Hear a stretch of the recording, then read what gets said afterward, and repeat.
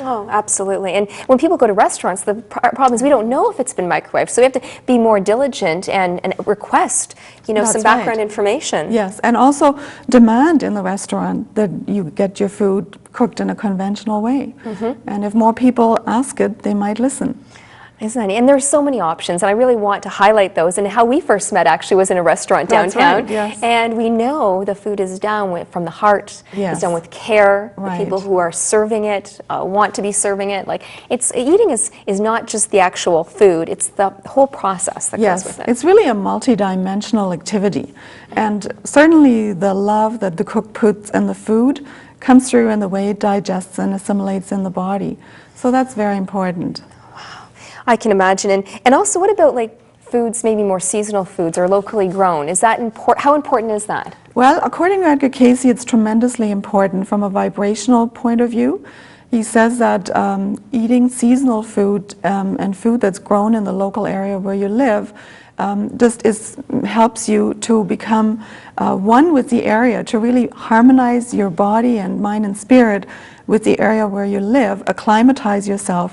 And it also helps to digest the food because it's just more in harmony with who you are. Makes absolute sense to me. Now, what about those of us, though, who love the durian fruit or the coconuts? Is that okay to have occasionally, or is... Yes, I would think so. And I don't see any palm trees around here. That's true. And certainly you shouldn't have a diet of deprivation.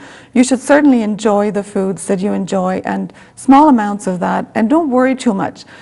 Cayce always said it's better not to worry and just eat what is served. If you're somewhere and you get food that you wouldn't normally eat, don't worry about it. Just eat it with love, because it'll be better for you. It's always like bless it with gratitude. Exactly. Yes, that's exactly it. Yeah, better than no food at all or starvation. That's true, yes. Letting our sugar levels deplete. Yes, that's true. Well, that's important. And there are specific foods that are medicinal foods. Like you're saying, I think artichokes, apples.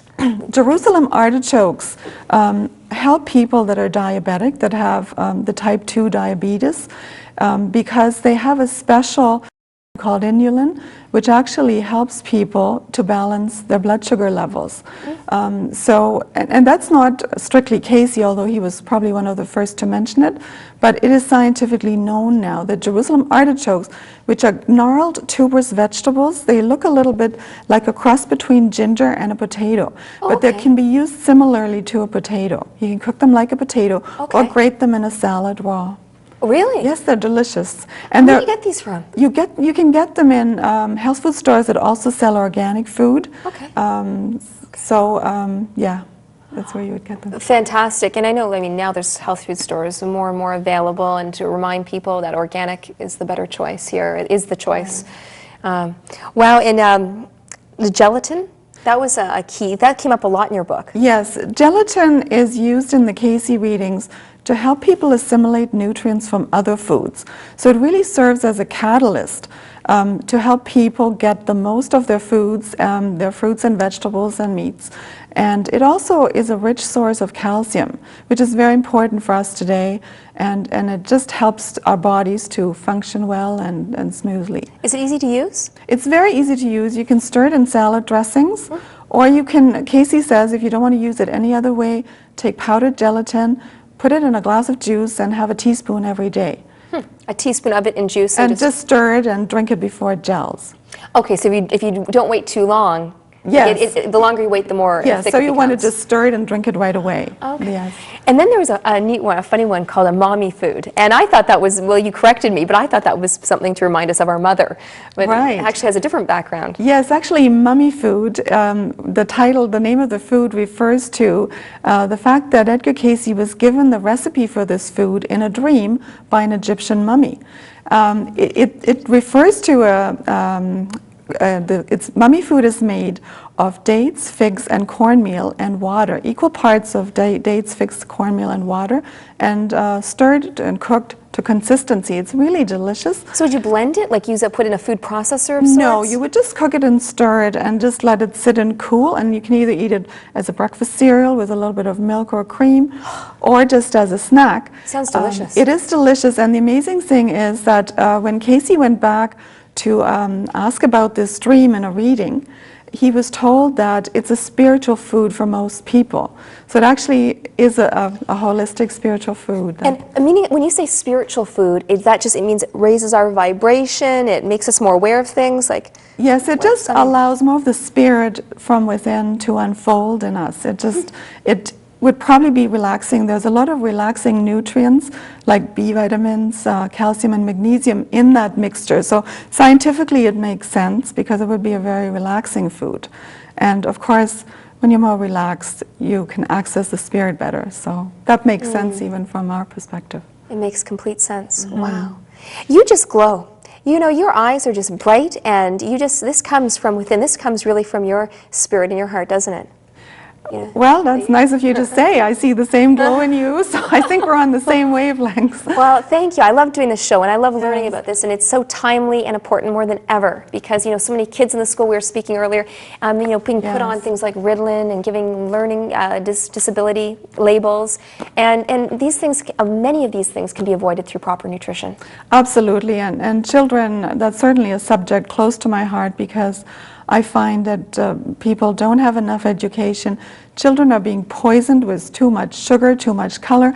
Even in schools, all the bake sales, the junk food sales, the junk that the teachers are giving to children to reward them for good behavior. It's a crime. It's not a reward. It's not a reward to give them a candy because they've been sitting still for half an hour, and then you give them the candy and they become hyperactive. Exactly, exactly. Well, it's interesting because wow, I love how passionate you are about that. Growing up, my parents would take us to the health food store. My mom especially was into it, and there was a sign, like a poster up on the wall, and it had two children standing there saying, "If you love us, don't feed us junk." And the whole idea, I really got the understanding that it's not a reward to be given junk. It's the better reward is that the health conscious. Exactly, we really need to change our mindset about that. Another thing they do in schools is they rush the children through lunch. They're eating lunch in 5-10 minutes, and there's just no way you can really digest properly. Chewing well is so important. Cayce said that we even need to chew drinks, because that's where digestion starts, in the mouth. You know, that was such a great reminder for me, because I think I eat too quickly, and I do it more of something to do. And it's healthy stuff, but it's too quick. It's not enjoying the process, and it's certainly not honoring the digestive process. Yes, that's true. We all tend to do that because we live in a rushed society, so we need to be aware of that.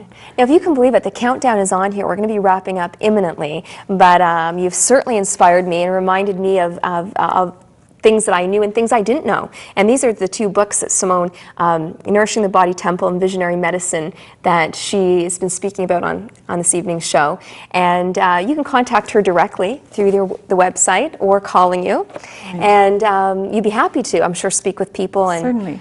Now, your focus isn't so much on the consulting as it is on the publishing. The publishing, the writing, doing publications in various journals and magazines. Yes, that's mostly what I do. But I'm happy to help people in any way I can. So it's very obvious, and you're doing a great job of that. Thank you very much. Thank you. Namaste. Namaste. Thank you. And thank you for joining us again this evening on the Body, Mind, Spirit in Motion. I'm your host, Jill Hewlett. I look so forward to seeing you again next week.